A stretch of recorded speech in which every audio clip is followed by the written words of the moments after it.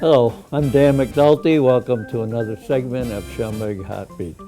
The weather outside is frightful, but we're here in the pro shop at the Schaumburg Golf Club, and what we're going to be talking about is not the snow or the cold weather, but we're going to be talking about spring and golf. And in particular, the Schaumburg Senior Golf League, which I think is very unique, and we're fortunate today to have Ed Kelby, who is the chairman of the league. And Ed, I think this is a very unique league, and let's start off by telling us how it started, and talk about a little bit about the growth of it. Okay. Well, let me start out with what the league is. Basically, the golf league is a league for men and women 55 years and older. It's a league for fun. It's a good place to meet new friends and for competitive golf. It's a 9-hole season that's played on Tuesdays at the Schaumburg Golf Club and runs from May through September. The league has free golf clinics, a chip-in pot, special events, and a banquet at the end of the year. The membership fee is $33, and each member receives a golfer's guide that answers league questions like, how do I sign up for a tee time?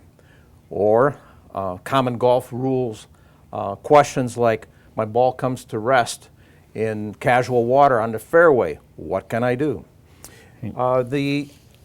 Talking about the league history started quite a few years ago. It started with Joyce Weltsian, the Park District Senior Center supervisor. She formed the league in 1976, and the league played on Thursdays at that time, and they played at here, which used to be the Golden Acres Country Club. And the league was called the S&H Seniors Golden Group Golf League. There's a lot of G's in that, but by the mid-'80s, the membership increased to 75, with a third of those being women. They added a tournament and a $10 registration fee. In 1989, the Schaumburg Park District purchased Golden Acres and renamed it the Schaumburg Golf Club. In the early 90s, the membership increased to about 100. They played on Tuesdays, and a league committee was formed. By the mid-90s, the name was changed to the S&H Seniors Golf League, which is the name of the league today. They added more special events and a 25-cent chip-in pot, and the league committee was expanded also. In the late 90s, the membership grew to 165. In 2005, the league added a website, and in 2010, a league-sponsored chip-in pot was added, and the membership increased to 221. During that year, it became apparent that the league was getting too large for the committee to handle because of the number of hours they had to put in to manage it. So in the fall of that year, we put in a temporary membership cap of 200. We also talked to the committee. The committee also talked to the Park District about how they can help us. And it resulted in the Senior Center doing our registration for the banquet as well as the membership. Over the years, then, the committee did make quite a few changes to improve the efficiency or how we handled the league. And this year, I'm happy to announce that the membership cap is increased to 215. Right. Well, again, a couple of things. One is, again, success. Success means you have to cap it. I mean, it's so popular Yes. now. The other thing is the website, which I think is unique, and which, of course, you started yourself, is correct? You were the...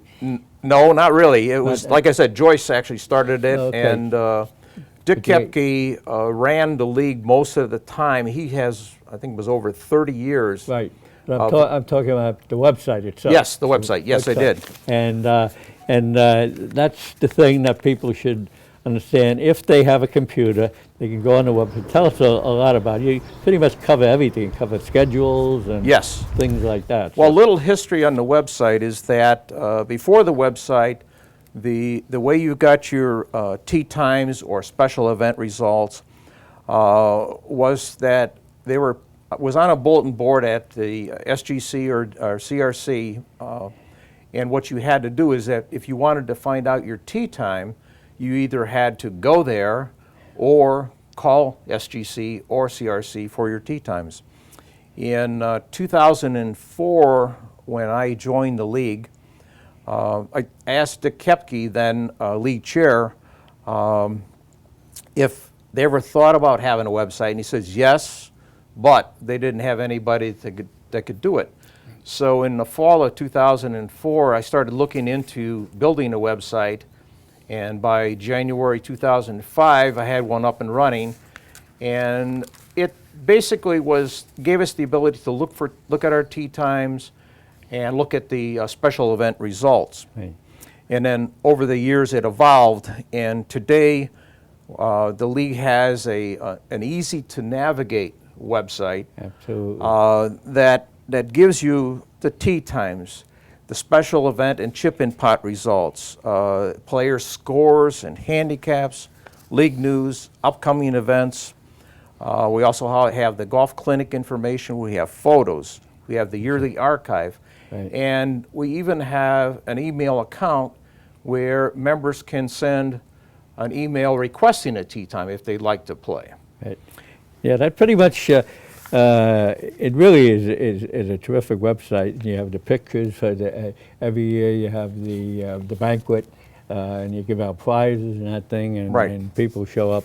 The handicaps, that's another thing. You do the Right. handicaps, and so that way you determine, you're talking about playing people with the same handicap. That's Right. Right. Well, that's in the special events is that Right. we have basically, there's two of those. We have a weekly $40 chip-in pot, and this year we've expanded it to include most of the special events. The league uses handicaps because we have a wide range of golfing skills in the league. The league is also further divided into flights based on their handicaps, so that when these people compete in these events, you're competing with somebody with similar golfing skills. Right. We have 6 special events. We have $2,900 in prize money, and we have trophies for the first place winners in those events. The events we have is a 2-player scramble, 4-player scramble, S&H Classic. We have the fewest putts, a 4 club, and a par 3, which we do play at Walnut Greens, which also includes a closest to the pin and furthest putt event. Right.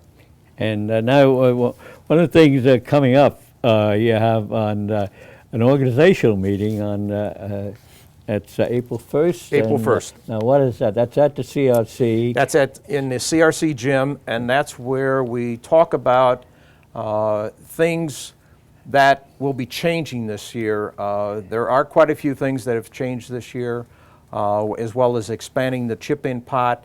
We've also expanded such that the number of chip-ins you can have per pot is also increased. Right. And the announcement that you can, we've increased the membership cap to 215. Okay. Now, again, can people register here at April 1st? Or? No. Registration, the returning members basically get a letter inviting them back to the league, and when they can register. Registration for them is in early March. Right. The registration for new members starts on March 25th, Okay. and the registration is at the Senior Center, CRC Senior Center. Okay. So Once again, let's say the website. What's the website? the website is snhsgl.com. Okay. And if you need more information about the league, you can call the Senior Center Right. at 847-490-7026 to answer your questions, or you can just stop by and talk to Lisa there. Right.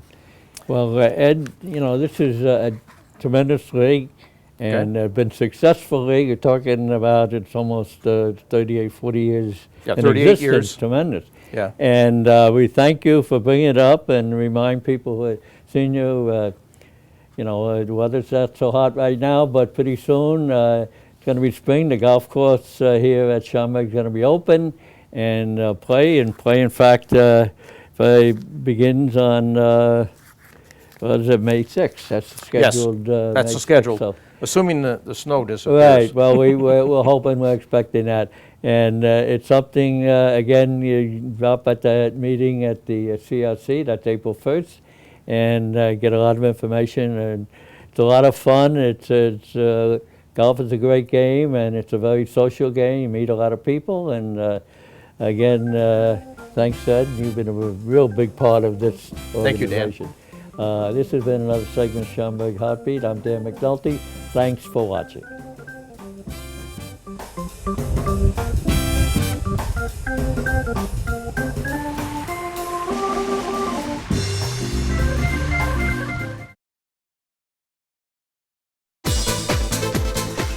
Meineke Recreation Center, the place to be to get in shape. Meineke offers a new fitness room with modern equipment, open gym, an indoor running track, and a new dance room. Work off those extra pounds, get active, and stay fit at the Schaumburg Park District's renovated Meineke Recreation Center. Visit www.parkfund.com to learn about membership options.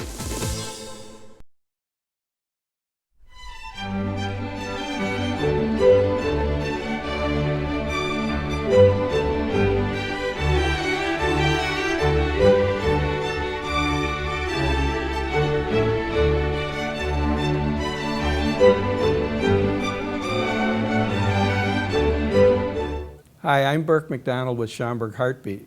We're here today at the Schaumburg Nature Center. It looks like we're out in a big open area. It's really March, it's cold. We're going to show some photographs of the Nature Center. And I'm with Len Anzeldi, and you're a member of the Schaumburg Area Photo Society, is that right? Yes. That's hard to pronounce. I know. They made it that way purposely. Okay, well that's good. We're going to show underneath here some photos of the Nature Center, and really, it's cold out there, it's horrible out there, but the photography, I mean, it looks beautiful out there. And I don't know what I'm doing, and I still get these nice photographs. The last one ends up in front of the Park District office under an umbrella. If I come to the Photo Society, can I learn how to make these look even better? You could. We have advanced photographers, and we also have beginners. And everyone is there, they're there to learn. And what do you do at a meeting? Do you have lectures? Do you have discussions? Or do you just show each other photographs? What goes on at a meeting? Yes, we do have programs, and it might be about Photoshop, how to make a better print.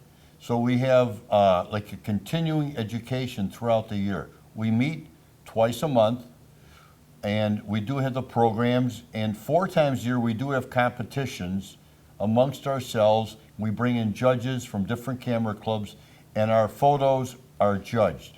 Well, now, on the night that you go and do this, do the people find out, are they pre-judged when they get there? The judges have looked at them ahead of time, or do they do it that night? No, they do it that night. There's 3 judges, and we have a scoring system. Everything is judged that night, and it's determined the honorable mentions and the awards. So somebody like me that really doesn't know what they're doing can come to these nights with the competition and probably learn just by listening to the critiques of the photos that they're showing and you know what makes a good photo and what makes a bad photo, right? That's true. And how much, in reality, are most of the shots photoshopped, or do most people get so good at this that really what they show up there is the original photograph? Well, I can go back in history 15, 20 years ago when everyone took slides or they took prints, and whatever you shot, that was your image. And now it's really become an art form. Not that it wasn't an art form before, but now everything really does go through Photoshop. Okay, and before we start looking at some photos possibility, let's review again. You meet twice a month. Where do you meet? We meet at the Recreation Center, 505 North Spring and Scoop. Okay. We meet at 7:30 in the senior room. That's at Spring and Scoop and Bodie Road, right? Correct. Okay, and you meet in the senior room. Yes. And you meet at what time and twice a month, what day? Twice a month at 7:30. Okay, and we're going to put up there. You can go out and Google the Schaumburg Area Photo Society and get more information. And that's probably easier than we might put up the URL, but I think that it makes more sense to Google it because it's a pretty long address to get to it, right? And they can get all the information there. Yes, you can. We've actually had, since the first of the year, we have 6 people who just signed up. And some are beginners, some are advanced photographers. And the way most of them find us is by going online and just Google the Schaumburg Camera Club, and then our camera club will pop up if you just Google Schaumburg Camera Club. This is one of yours. Now this looks like it's a ruin. So is this was, and you said this was taken fairly local, right? This was taken in Gary, Indiana. It was actually an outing that some of the photographers had found out about. It was a church that was built in 1937, and in the 50s they had a horrendous fire there, and this is the sanctuary. And we went down there as a group, and there must have been about 8 of us. Of course, you can't see anyone else in the picture because we spread out. But this image, I received an award on this one, so this turned out very well. Well, the colors in it, I mean, you got from grays to the yellow in the back in the window, and it looks like the light's coming through it. And on the side, I mean, it's sort of amazing. Did you set up any of the lighting, or you just happen to be at the right place at the right time? Well, this is a particular way of taking a picture.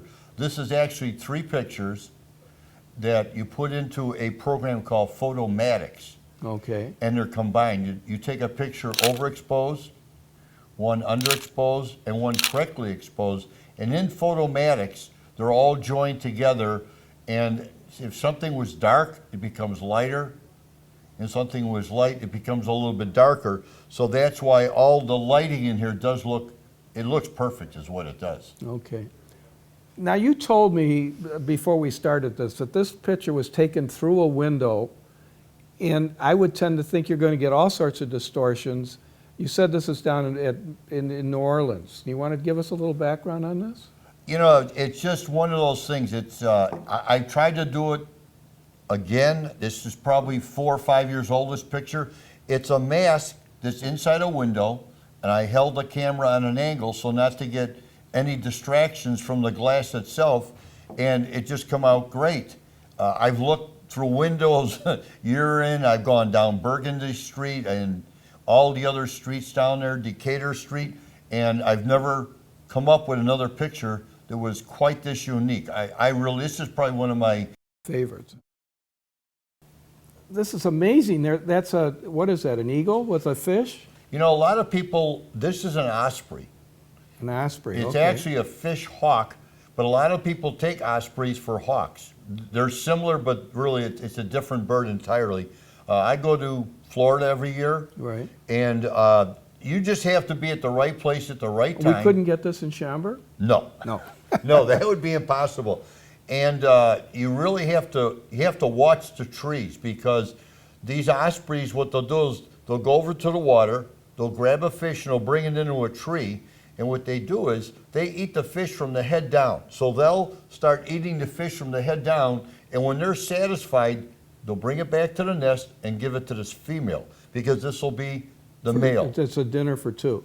Yes, and he'll go back to the nest with this. What's hard is to Is get... it candlelight in the nest? Not that I know of. Not that you... Excuse me. The other thing is that why this is, for me, is an ideal picture is the fish is still in one piece. it's still got his head on it so you can see the fish. Whereas if you come a half hour later, he's had his fill of it and most of the fish has disappeared. Well, now, did you see him go into the water? I assume you have a tripod. This is a camera on a tripod, right? No. This is not, this is handheld. Yes, this That's is handheld. amazing. He's up in a tree. He's probably about 30 feet up in the But air. did you see him take it up there? No. Well, you may see him fly or you may not. Oh, so, so you had to look carefully in the trees and see him, because that's really amazing. Well, what you have to do is you have to keep your eyes, you watch what's on the ground for birds, and you have to look up into the sky because birds will be flying around. The other thing about Florida is that the birds there are much different than here because they are not afraid of humans whatsoever. You can be 5 feet away. They have no fear of humans. So you can come to a meeting and not even be a photographer, and you just hearing all this, this is amazing to me. Well, the idea is if you see something like this, you might become interested in doing bird photography. And then you might ask me, well, how did you take a picture? What kind of camera do you have? What kind of lens? And then, it might spike your interest. Well, this is amazing. All right, we're going to look at some other photo club members. I know you have some here, and we'll see where we're at on our time. I like to take time for fun by working out. I can't wait till I get here in the morning. I have to pull myself to get away. I can't get. I'm stuck here. There's no other. I'm totally stuck here, and leaving is very difficult for me. And this is what I look forward to. And when I die, they're going to bury me in one of these machines. WSPD, your place to take time for fun.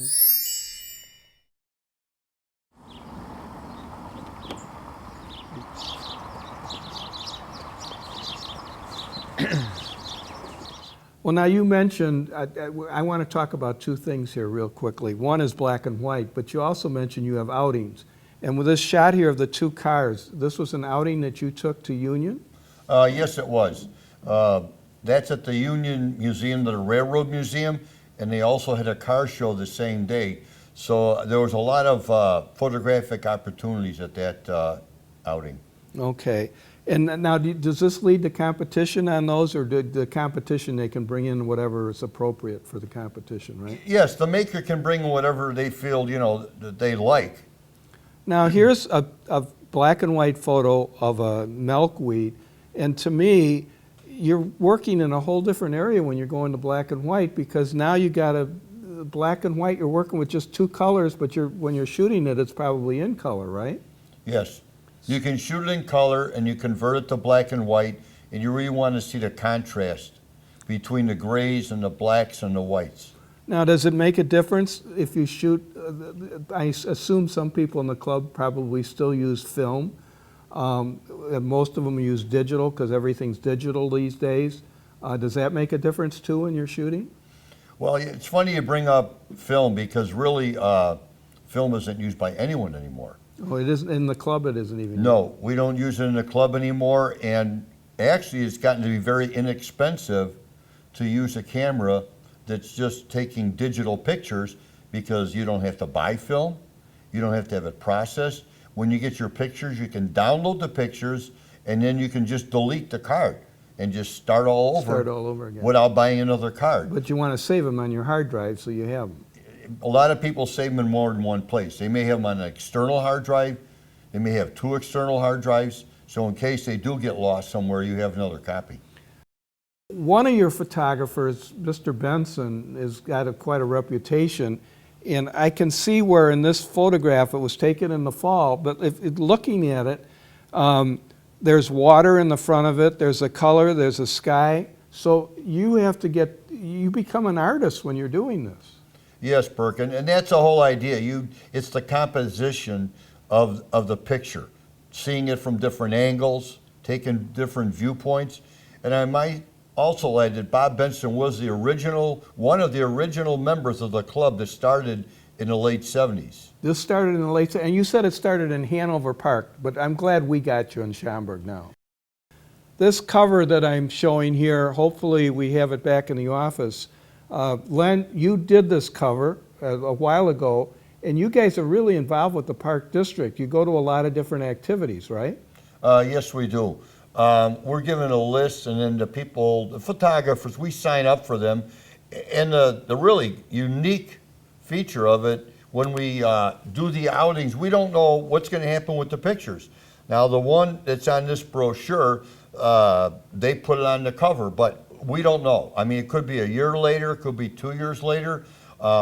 They're inside on different pages, and we're given recognition. They put our name in there. Well, just some of the events that you have, because I know I have the Sugar Bush Fair coming up is going to be one that people are at to take. You're going to do that one, right? Yes, I've signed up for it. Okay. I've done it in the past. There's some dad and daughter dinners that I know that there's sign-ups for.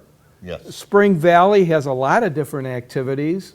That these were taken by the Schaumburg Area Photo Society members, and as you say, they turn them in, and sometimes they make it this year, sometimes they make it a year or two down the road into the brochure. But it's really got to be fun to see your photograph published, isn't it? Yes, it is. And then I also do the, at Christmas time when Santa comes in by helicopter at the airport, I've done that for a number of years.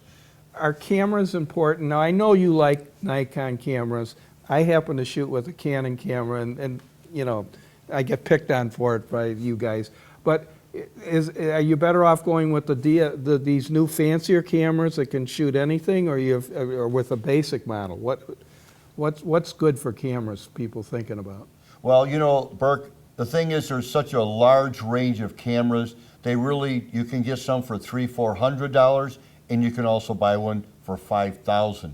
And you really have to know how deeply you're going to get into photography. If you're just starting out, a camera under $1,000 is probably your best bet to see, you know, if you're going to stay with it. How about lenses? Should you have more than one lens, or is it to start off with a lens that is pretty standard? Well, the thing is, the telephoto lenses now have gotten so much better. I have one that's a 35 to 85. I have one that's 80 to 400. So those two lenses alone pretty much cover a very large range. Okay, and one other quick question, and I don't have a photograph to back it up with, but the flash. Should you try to avoid using flash, or are there times when flash gets to be, because that flash can throw everything off again, can it? Flash is critical at some points when you're taking pictures of flowers or of people. You don't want to use a lot of flash, but a little flash will help. Okay, it helps to bring out the highlights and exactly. It'll fill in the shadowy areas. Well, Len, we probably could talk all afternoon, and we are limited to so many minutes on this. I want to thank you for your time, and I do hope that people take the time. You said it's on twice a month. On which days again? It's on the 2nd and 4th Mondays of the month. At the CRC, which is right over by Spring & Guth and Bodie Roads. It's at 7 o'clock at night, you say? 7:30. 7:30. I'm sure you'd be welcome there. I think I might even try to show up sometime. But Len would be more than willing to talk with you. The whole group, it sounds like, they're more than welcoming for beginners. So if you're thinking about doing some photography, why not go and take in a meeting with the Schaumburg Area Photo Society. Thank you again. I'm Burke McDonald with Schaumburg Heartbeat. Hope to see you again soon.